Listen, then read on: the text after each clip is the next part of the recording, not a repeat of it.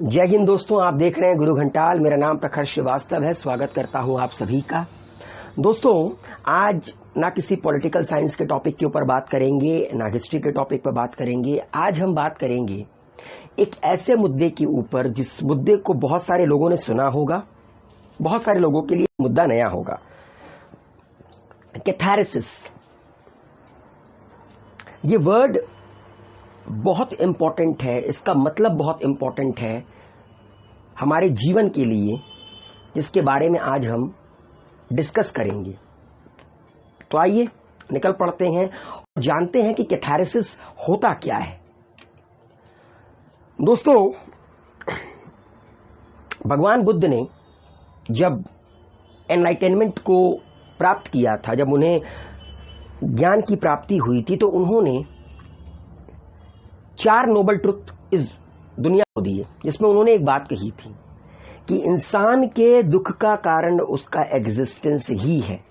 अगर आप इस दुनिया में आए हो, अगर आपने मनुष्य रूपी जीवन लिया है, तो सुख और दुख ये आपकी जिंदगी के पार्ट रहेंगे। ऐसा हो ही नहीं सकता कि आप अगर इस दुनिया में आए हैं या कोई भी इस दुनिया में आया है तो वो हमेशा सुख की जिंदगी जिएगा। It is not possible. दोस्तों, दुख भी कई प्रकार का होता है। कुछ दुख छोटा होता है जिसकी मियाद बहुत कम होती है, मगर कुछ कुछ दुख हमारे जिंदगी में इतने अंदर तक इनकलकेट कर जाते हैं, हमारे अंदर इतने गहराई तक बैठ जाते हैं कि वो हमारे कॉन्फिडेंस को झकझोर कर रख देते हैं। हम पहले जैसे नहीं रहते हैं। कुछ ट्रॉमा ऐसे होते हैं, या आप कह सकते हैं कुछ जीवन के हादसे ऐसे होते हैं जिसमें इंसान का कॉन्फिडेंस पूरी तरह हिल जाता है।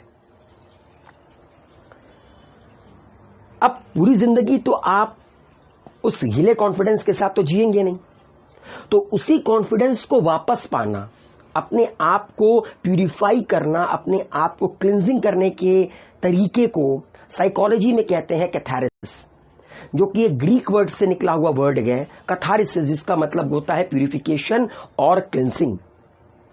और इस टर्म का इस्तेमाल लिटरेचर में भी किया जाता है, थेरेपी में भी किया जाता है।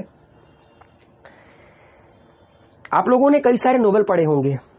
उस नोवेल में जो हीरो होता है वो कैथारसिस के फेज से होते हुए गुजरता है। आपने बॉलीवुड फिल्मों में देखा होगा, हॉलीवुड फिल्मों में देखा होगा कि एक हीरो होता है, उसकी जिंदगी में एक हादसा होता है, वो हादसा उसकी जिंदगी को पूरी तरह बदल के रख देता है। उसके बाद वो कोशिश करता है बैक टू नॉर्मल आने के लिए। इसी प्रोसेस को कैथारसिस कहते हैं। जब आप प्यूरिफाई करते हो खुद को, क्लिंसिंग करते हो खुद को, उस प्रॉब्लम की डेप्थ तक जाकर उसे खत्म करने की कोशिश करते हो अपने जिंदगी को दोबारा से जीने के लिए, उसे कहते हैं कैथारसिस। और कैथारसिस का दोस्तों सिर्फ एक पर्पस होता है, आपकी जिंदगी में पॉजिटिव चेंज को लेकर आना। आप लोगों ने सिगमंड फ्रूड का नाम सुना होगा। एक बहुत बड़े साइकोलॉजिस्ट थे। उनके एक कलीग हुआ करते थे जिनका नाम था जोसेफ ब्रूअर। उन्होंने सबसे पहले कैथारसिस वर्ड को समाज के सामने रखा। ये जो जोसेफ ब्रूअर थे, जब ये ट्रेनिंग कर रहे थे, तब ये हिप्नोटिज्म का इस्तेमाल करते थे अपने सब्जेक्ट को ट्रीट करने के लिए। साइकोलॉजी में जो पेशेंट होता है उसको सब्जेक्ट कहते हैं। तो इन्होंने, इनके पास जो भी सब्जेक्ट आता था, ये उसको हिप्नोटाइज करते थे।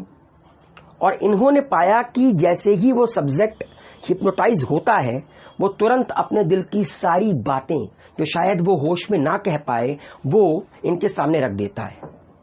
और जब ये थेरेपी खत्म होती है तो वो सब्जेक्ट बड़ा ही रिलैक्स महसूस करता है। देखिए, ये बात तो कही जाती है कि मन में कुछ भर कर जियोगे तो मन भर जी नहीं पाओगे। जो बातें कहीं नहीं जाती वो कहीं नहीं जाती। तो जरूरी है अपने अंदर को खाली करना, क्योंकि भारी चीज ऊपर नहीं उठ सकती, हल्का होना पड़ेगा अगर जीवन में ऊपर उठना है।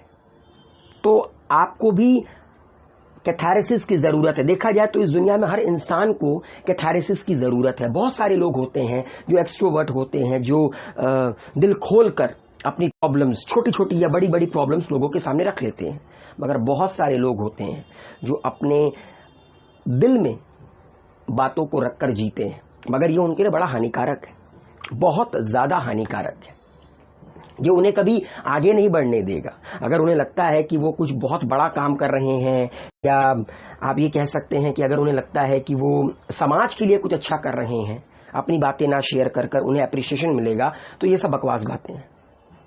ये सब बकवास बातें हैं। एक जीवन मिला है, आगे बढ़ो, या तो माफ कर दो या तो फिर कैथारेसिस करो।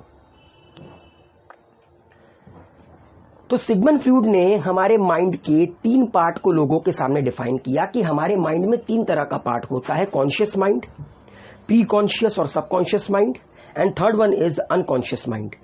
दोस्तों, हमारे कॉन्शियस माइंड में वो सारी चीजें होती हैं जिस चीजों को लेकर हम अवेयर होते हैं, वो थॉट्स, वो फीलिंग्स, वो चीज, जिस चीज को हम लोग लेकर अवेयर होते हैं, उसे हम लोग कहते हैं कॉन्शियस माइंड। अनकॉन्शियस माइंड में वो थॉट्स, वो फीलिंग्स होती है जिनको लेकर हम अवेयर नहीं होते हैं। इसीलिए अनकॉन्शियस माइंड को रिजर्वॉयर कहा जाता है of thoughts, feelings and memories that are outside of awareness. And इन दोनों के बीच में एक पतली सी रेखा होती है जिसको हम लोग कहते हैं प्री कॉन्शियस और सबकॉन्शियस माइंड।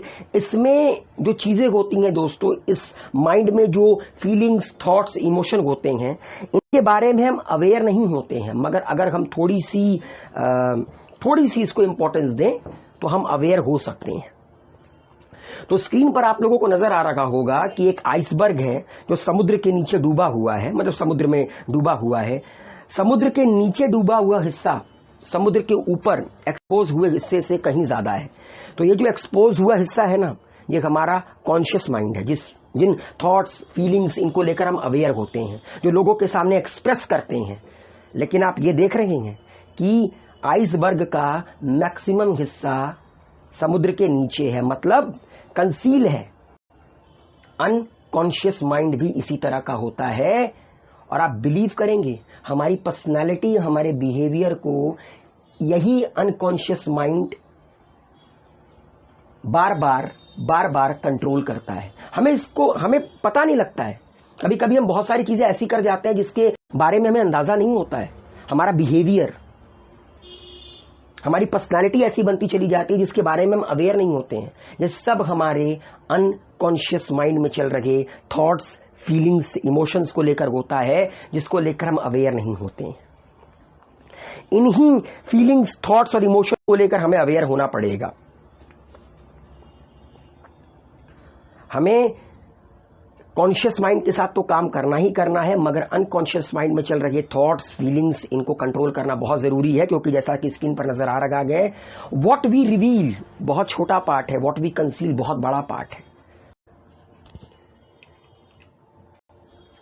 और सिगमंड फ्रॉइड ने एक बार कहा भी था कि they continue to exert an influence on behaviour and functioning, कि हमारे अनकॉन्शियस माइंड में जो बातें हैं ना, जिनको लेकर हम अवेयर नहीं होते हैं, वो हमारे फंक्शन, वो हमारी पर्सनालिटी, बिहेवियर, इन सब को कंट्रोल करते हैं, हमें पता नहीं लगता। इसका बहुत अच्छा एग्जाम्पल देता हूं। जब द्रौपदी का चीरहरण हुआ था तो द्रौपदी ने भगवान श्री कृष्ण से कहा था कि मुझे कौरवों का विनाश चाहिए, मुझे बदला चाहिए, मुझे प्रतिशोध चाहिए। तो श्री कृष्ण ने कहा कि अगर प्रतिशोध की अग्नि में जलोगी तो समाज का कभी भला नहीं कर पाओगी। तुम्हारी पर्सनालिटी वही प्रतिशोध कंट्रोल करेगा, और देखते देखते देखते देखते तुम भी कौरवों के समान हो जाओगी। अगर मांगना है तो जस्टिस मांगो, अगर मांगना है तो न्याय मांगो। मैं वादा करता हूं, एक ऐसा दौर आएगा, एक महायुद्ध होगा और समूचे कौरवों का विनाश हो जाएगा, अधर्म पर धर्म की जीत होगी। तो श्री कृष्ण द्रौपदी को यही समझाना चाहते थे कि हम जो सोचते हैं, हम जिस चीज को फील करते हैं, जो हमारा इमोशंस होता है, वो कभी कभी हमारी पर्सनालिटी पर इतना ज्यादा इंपैक्ट डालता है ना कि आपको अंदाजा नहीं लगेगा आप कब राम से रावण बन जाओगे। और सिगमंड फ्रॉइड ने एक बात और कही थी कि people could achieve catharsis by bringing this unconscious feelings and memories to light. और अगर इंसान कैथारसिस करना चाहता है, अगर इंसान इमोशनली अनबर्डन होना चाहता है, अगर इंसान अपने दिमाग को खाली कर कर ऊपर की यात्रा करना चाहता है, तो इंसान को अनकॉन्शियस माइंड में चल रही फीलिंग्स, थॉट्स, इमोशंस, इनको लाइट में लाना पड़ेगा, इन पर रोशनी डालनी पड़ेगी। आप इन्हें इग्नोर कर कर जीवन में सक्सेसफुल नहीं हो सकते।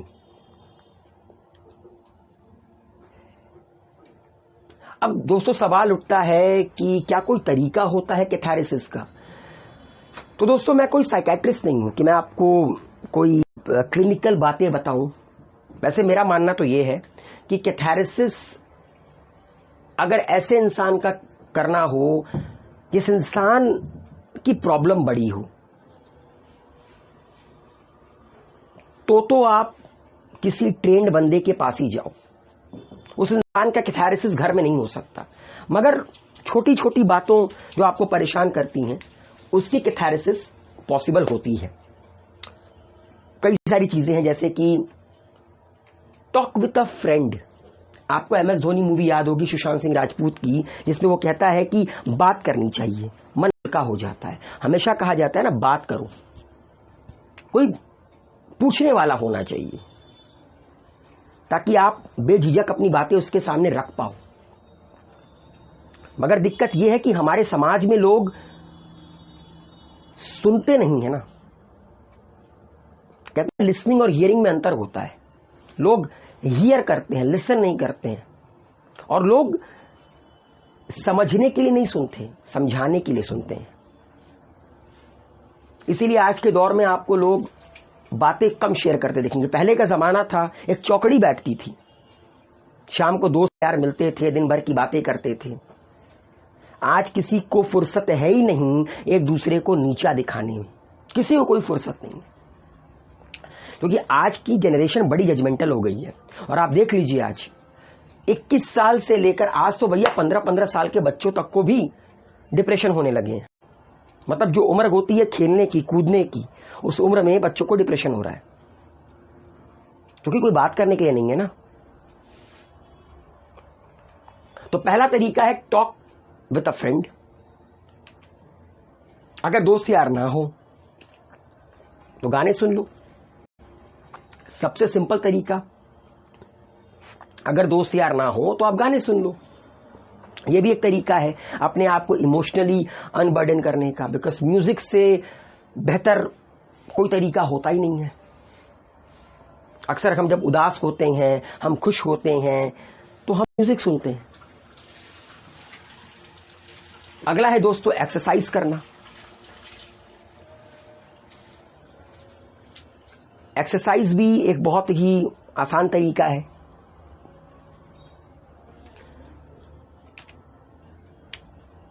साइकोड्रामा। साइकोड्रामा में दोस्तों क्या होता है, रोल प्ले किया जाता है।